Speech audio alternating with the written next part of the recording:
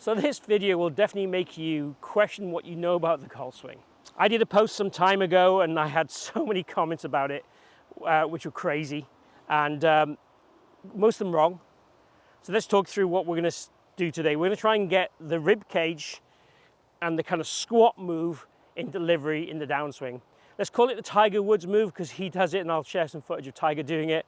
But again, according to Joe Blogs on the internet, this will give you back problems and make you hit the ball fat and thin. What we're looking at today really is using the ground the right way and the right sequence in which to use the ground. So when we get to the top of the backswing, the move that I recommend is the ribcage moves down the trail leg.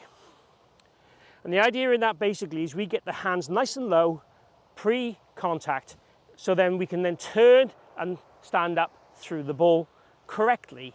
So it's kind of a shift and lift through the golf ball from a good delivery position. That's the premise of the video. Now, if you look at Justin Rose making his practice swings, he's doing exactly what I say.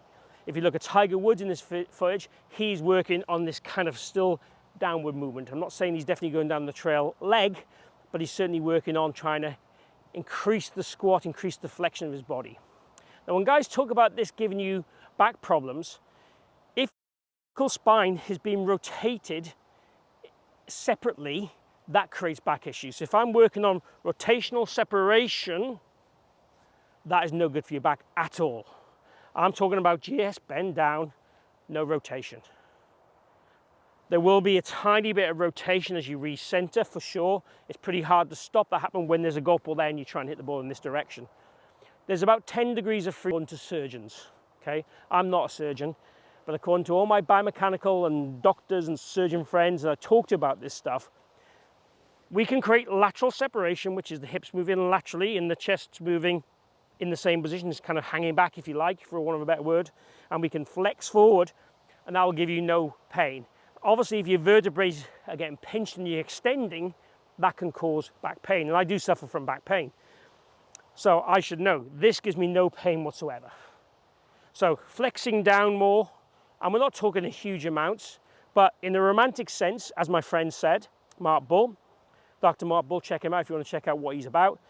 He's never seen a player go too low in delivery, and in a romantic sense, you probably can't go too low in delivery because it's never been done. The lower we go in this delivery position, the more automatically we will push up off the ground and therefore create more vertical forces and more dynamic movement, which helps you play better golf. So what I want you to do, let's repeat that again, make a completed backswing, then feel that your ribcage and hands go down towards your trail foot, ideally the hands just inside the trail foot, but certainly feel that you're pointing at this point in your practice swings. And ideally I want the hands to get somewhere near the trail knee. Now in reality when you hit shots that's going to be higher, it's going to be probably more mid-thigh, mid-quad, or just below your pocket. What we see with most golfers is they will rotate and the hands will be too high at this point, and the rib cage is too high at this point. Then the second reaction then is early extension and dropping back with the head and flicking with the hands. That is what we see daily. We hardly ever see golfers that go this way and then rotate onto the golf ball. Some of the best movers in the world will do close to that. What you see with most tall players is their hands in delivery return about 2 centimeters lower than they start. So if my hands start here, in delivery, they will be 2 centimeters lower. How are we going to get that lower if the rib cage does not go down? Unless your arms get magically longer in the downswing, you're not going to do it. What we want to do is from this setup position is get our body to be more tilted over in that delivery position. Then at impact, we start to push up off the ground, and we're probably about the same height as we started. That's the ideal scenario. The force in the handle is going up, in, and round, and that's created by going lower first. If the handle never goes low, if it goes up, you will top or thin the ball. We certainly do not want to see that. So I need to get low in order to move dynamically through the golf ball correctly. And in doing that sequence also, if the ribcage is down this leg, what happens is the club shallows, it gets into the slot. If my ribcage goes this way, you'll see there the hand path and club go out there. Now I can do some funky manipulation, and again standing up, which will make things work, but that's certainly nothing I would recommend to any golfer out there. The less we can manipulate, the more consistent you become. And the better a golfer you become, and the better it is on your body. Again, check this out with doctors. If you're just flexing and creating lateral separation, unless you've got a specific issue in your hips or something that's individually, then you need to take doctor's advice anyway, it shouldn't create any back pain. Rotational separation, that will give you pain. Full rotation, everything rotation and matched up, absolutely fine from a pain perspective. So this is nothing against the rotation guys out there. I want rotation. I just want the rotation to happen ideally more from here. So there's a centering, there's a subtle bit of rotation, then the rotation happens mostly in that area of the golf swing. That's what I want. Arms and body, hands, all working together through the contact zone. Obviously there'll be slight acceleration leads and deceleration leads with certain parts of the body to create the right sequence.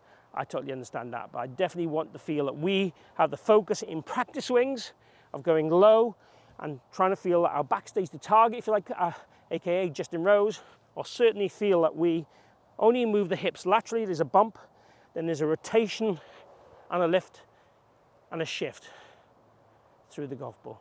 So what I want you to do is basically make exaggerated practice swings, like Justin Rose, like Tiger Woods. All those practice swings are great to feel what we want to do. This will help stop early extension, but also it provides the right movement dynamically and biomechanically. So once you've made a practice swing, just try and feel you do a bit more of that in your real swing. And it'll help you control the direction of the club, control the low point, control the club face, because everything will be moving more together. And that will give you much better results, much more, let's call it free power. The more the club is behind you and behind the hands, the more it gets torques and forks, which make the club work dynamically correctly. Again, don't be scared. Try a few practice swings, and whatever age, whatever body you are, this move shouldn't give you any pain. Shouldn't give you any pain. If it does, refer to a physio or a doctor for sure.